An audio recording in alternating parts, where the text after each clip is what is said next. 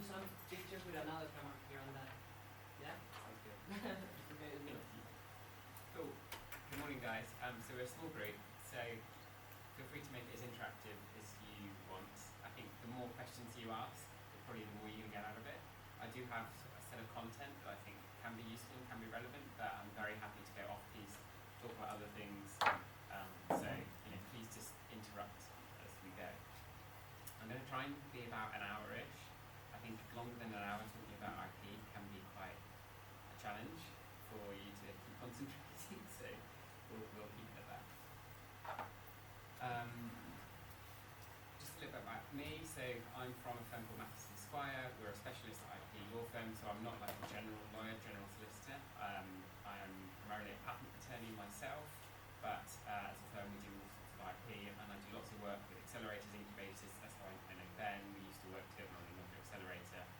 In fact, I actually also work with QuickScreen, the company in the building, helping them implement their IP. So yeah, me, I'm a partner of the firm.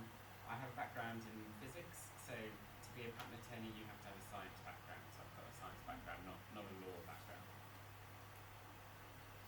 So just a few of the things that I thought I'd touch on.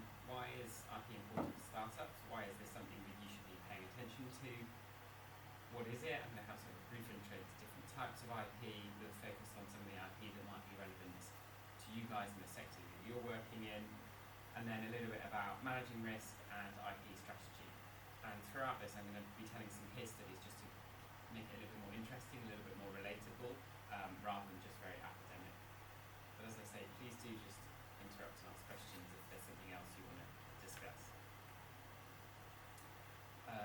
Very briefly, these are some of the clients we work with. It looks like a bit of a brag, it sort of is, but the reason I like to include this slide is because I'd say most of my work actually is for startups, but because we as a firm we do a lot of work with the larger companies, we kind of see that whole journey from very small early stages of IP to how a bigger corporate manages their IP. So if your longer term strategy is, I don't know, like an acquisition by one of them, or whether it's competition with one of them, we know how they view IP, we know what they value, we know how they interact with IP, so we can position you in the best possible light for that. So why should you be thinking about IP? Obviously you're here today, you obviously think it's important, but I thought it might be helpful just to sort of explain some reasons why I think it's relevant. And probably one of the main reasons is for funding. And I'd say most of the time people come to us, it's they're looking to raise investment, and investors say, how have you protected your IP? And I think what's really interesting here is if you've got a patent, for example, you're 3.5 times more likely to get seed funding, 10 times more likely to get Series A or Series B funding. Even if you don't just have patents, even if you've got trademarks or other types of IP rights, when you do get funding, it's going to be much higher. So the report here says about €900,000 instead of about €260,000. And then if you do have patents or IP rights, you're 3.2 times more likely